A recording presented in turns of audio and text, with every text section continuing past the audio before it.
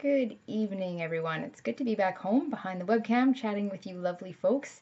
Welcome to my new subscribers. I've had quite a few newcomers to the channel since the Rebel Live event last Saturday. I did talk about that a fair bit in my last video, so I don't want to be repetitive, but I do have a ton of links in the description below here. Please do feel free to check them out. First and foremost, the national anthem. Yes, the Rebel did record it. I've had many people inquire. They really wanted me to sing that national anthem, I guess, so I am going to get that onto my channel eventually. For now, there is a link to the entire Rebel event, which is all of the speakers, top-notch stuff.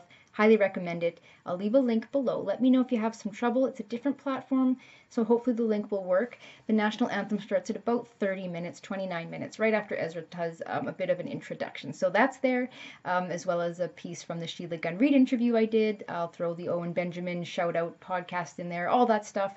Really amazing opportunity.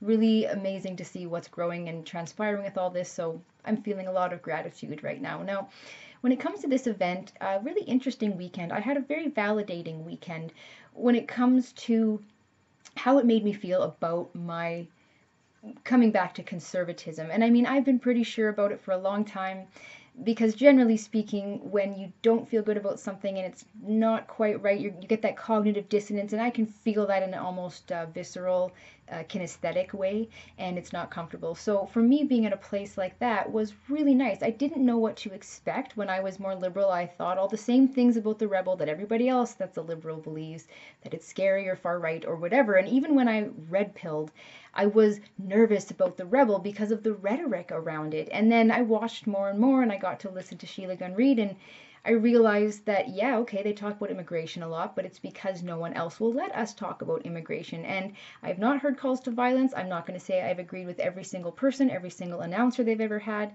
I don't think anyone has to 100% agree with a news station in order for them to enjoy it, but that's another story. So anyways, I of course was invited to this event. I've been a fan of them for a while here, and I decided to go. And Sheila Gunn Reid was talking at the beginning about how a lot of people won't come on her show because they don't want to get the stink of the Rebel on them, because it seems to really cause problems. And I'm definitely experiencing that now. It's funny because just because I spoke out against something weird which happened this weekend, I was basically told that it was acceptable because people like me spew hate, and I'm a dumb hypocrite, and this person's literally never talked to me. But just because I defended the Rebel or was associated with them, have the stink on me, automatically people assume really horrible things. And this weekend, what happened that was interesting, aside from it just being an amazing event, 600 people, like-minded conservative folks, most of us were just, I'm going to say, on the same page for the most part, values-wise. Really fantastic group of folks. Lots of seniors. We had veterans. There was a standing ovation for veterans at one point. People from all different backgrounds. I got to meet some of my lovely subscribers, which was amazing. Really fantastic folks, salt of the earth Canadians, and I feel so blessed to have been a part of this. And I had another person who I know through the internet, another Saudi apostate, not one godless woman, but another gal. I don't know how much she wants me to talk about her, but she is, trying to stay kind of low-key for safety reasons.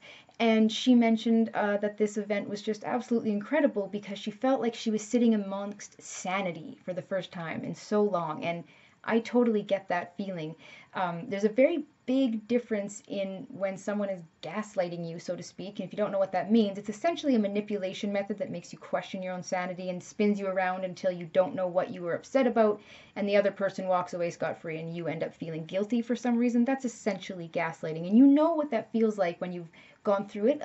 People who have been through narcissistic, abusive relationships do seem to have a bit of an edge on that. Amazing Polly has taught me how to use that bad experience to actually increase my awareness about the world around me, including in politics. So when you go through that, you recognize that the sensation, essentially, even physically, of someone doing that to you versus people that are actually wanting your best and encouraging you and not just trying to be condescending or speak down to you. What a difference, what a difference. And it was so freeing.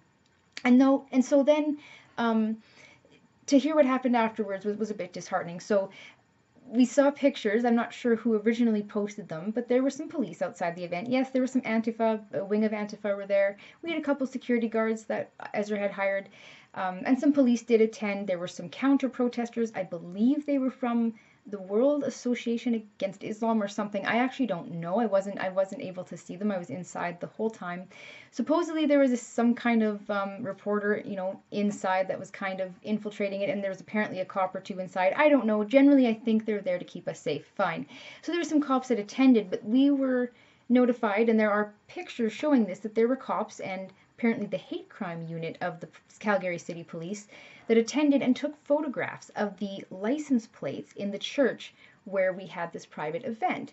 And when I saw that, I had an immediate knot in my gut, and I thought to myself, that doesn't seem right. And if my stupid license plate is in some kind of hate crimes database, then what does that say about the state that we're in? Because someone like me is not someone that's deserving of a hate crime, warning by, anyone from the Calgary City Police to CSIS or wherever these documents go.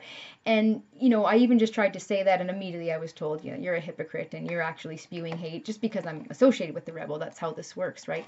And so basically, I was feeling weird about it, and people were talking back and forth, and I decided, what, I'm going to call, and I'm going to find out. I'm going to find out if my information is stored, and if that is in fact, something happened, because there was other people saying, no, they might have just been there to check the plates and then see if anybody was maybe Antifa or had a criminal record or was planning to infiltrate the event. All of that I get, but taking pictures of the plates freaks me out. So I'm going to play you guys, and I hope you can hear it, because it's just an audio file that I recorded when I finally got the police to call me back after a long period of time where she had to talk to her supervisor, and I could tell that there was like some PR stuff they wanted to handle. And I'm going to give you the vague phone call that she gave me back here.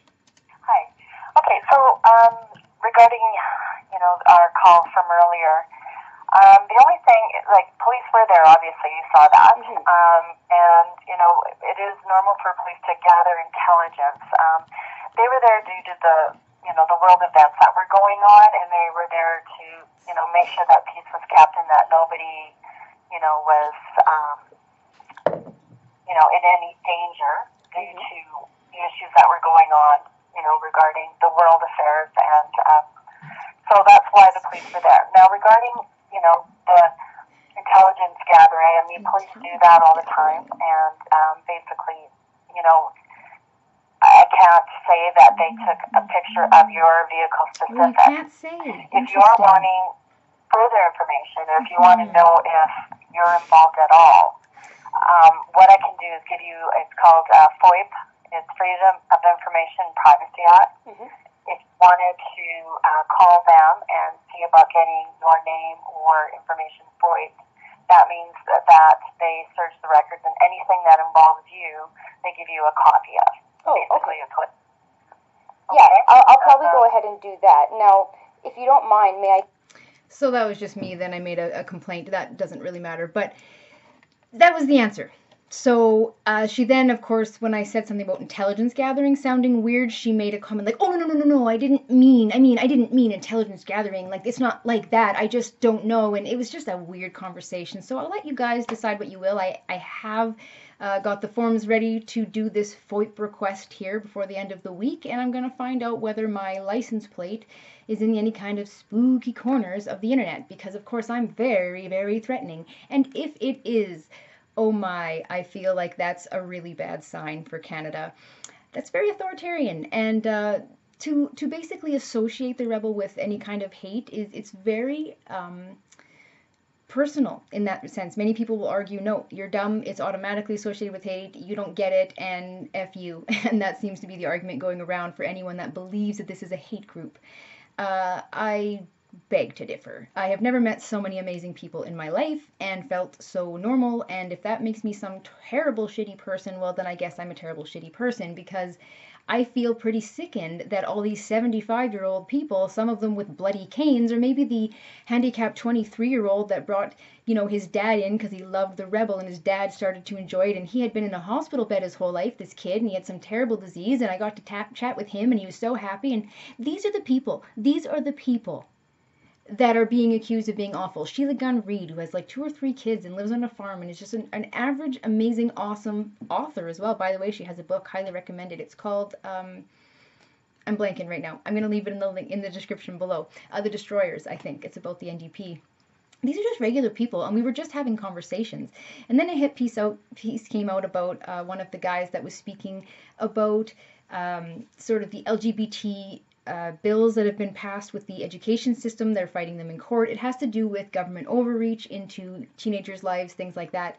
But because he made, admittedly, maybe an oddly phrased thing that could have been taken the wrong way, the CBC jumped all over it. It was the only thing for the whole day they could run with, and they did. And of course, now we all just look like shitty rebel people again. And it's making this narrative, always this narrative that we're the deplorables, we're the people that don't matter, we're the Canadians that don't matter. And God bless Maxime Bernier for coming. Regardless of whether you're frustrated with splitting the vote, that man took the time to speak to regular Canadians that have been shit on by our own government and our own media and many times our own peers for a long bloody time. And we are sick of it. And if you watch my performance on any of those recordings, you will see me started off with I pretty much improvised it all. I threw away most of my speech. And I started off with, wow, you guys are pretty nice for a bunch of, bigot, racist homophobes. And everybody laughed because we've all been called it unfairly and unjustly. I am so tired of the word racist. Do you know how despicable it is to call someone a racist? Do you know how despicable that is to accuse someone of something that dark without any burden of proof? And I'm trying really hard to consistently be compassionate and moderate with the left because I came from it, and I know there's lots of good people, but the more that I experience what it's like to disagree with someone on that side, the more that I realize that it's a waste of time. Because they don't want to look at you as an individual. They want to see you as whatever group you're associated with. So if you're a rebel watcher, you're the worst. If you're conservative, you're not as bad, but you're still the worst. And so on. You get basically nailed by shallow associations, and it's absolutely crap. And for me, I'm going through this in my personal life, and I think it's bullshit. I can't tell certain friends that I was associated with the rebel or they might freak. Well, then I guess they're not friends. These sorts of things are so common with conservatives right now, and it's really scary that we are automatically considered terrible people. I have heard from many folks that they believe most conservatives are actually racist deep down, that they're actually bigoted, that they just are full of fear. Absolutely untrue. I came to my political senses and changed philosophically and spiritually as much as politically. I'm going to leave one more link below to Canada Man, another Canadian YouTuber. Please do take a peek at his stuff. He's a very grounded person. He practices mindfulness and meditation, and he spoke in a podcast today about how that meditation led him to freedom philosophy and freedom politics and ideas. And most people don't come to politics through that way, but I can relate because my transformation was as much spiritual as anything. And I found these things in a sense of peace only by going in and trying to find healing through my own religious experiences, through more Christian values, but also through the things I've learned when it comes to spirituality and meditation and finding a place of stillness.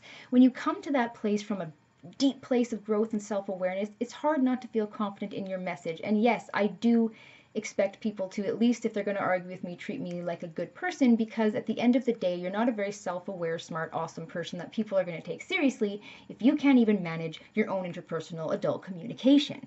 Don't tell me that I'm unethical and shitty when you can't even talk to a friend. These are basically the principles that I run by now. It's like we have no decency. I had someone say how terrible conservatives are and there's no decency in the world, and then he called me a stupid bitch. Well, you just called me a horrible name and then wondered why there's no decency in the world. It's just fascinating, the intolerance of liberals. And I know I've gotten offhand a bit from what happened at the Rebel event, but it's all part and parcel because these people are completely brainwashed by our media, and it's sick and it's scary because now when I go to an event, I'm automatically marked. I'm marked now, and potentially actually marked in some kind of a way that my license plate is on some kind of hate crimes database, which I don't even know what that means. But if you knew me at all or had met me once, you would know how ridiculous that is. And I don't even have speeding tickets. Like, it's insane. So, Amazing Polly, another amazing YouTuber, she's already in my list of patriots down there in the description. She mentioned that we can't joke too much about this stuff. We can't take it too lightly. This is a bad sign. This is the type of stuff that communist countries do. And Canada is on a slippery slope, and people have got to wake up because this is scary stuff. And if this is happening at just one event in Calgary, imagine how much it's happening in other little ways all of the time. It's insidious. So I make these videos because these are the types of things that I don't want to see become the norm. I will keep you guys posted on what happens with this FOIP request. And if in fact my license plate is found in some sort of weird database, I will be advising everybody else that went so that they can also get proof of this, and hopefully we can fight back a bit and find out why this was necessary, and a little bit more than just the vague explanation of because of world events and intelligence collection, which of course is a very sketchy way to put it. So I'm going to leave it there. Been chatting for a while now. Thank you guys for tuning in. I don't have a solution to this problem. I think we all do need to keep the dialogue open, but sometimes it's hard not to vent because really people aren't listening. And it's a bit scary, to be honest, that people are this brainwashed. It's a little bizarre and it's a bit hard to deal with. Red pilling's not always easy when you really have to face how much people turn against you as soon as you don't agree. Not always fun. So thanks for listening. As always, be good to each other, but not because the government tells you to. And stay tuned. I'm going to be doing a lot of music more and more as time goes on. Take good care, guys. Bye.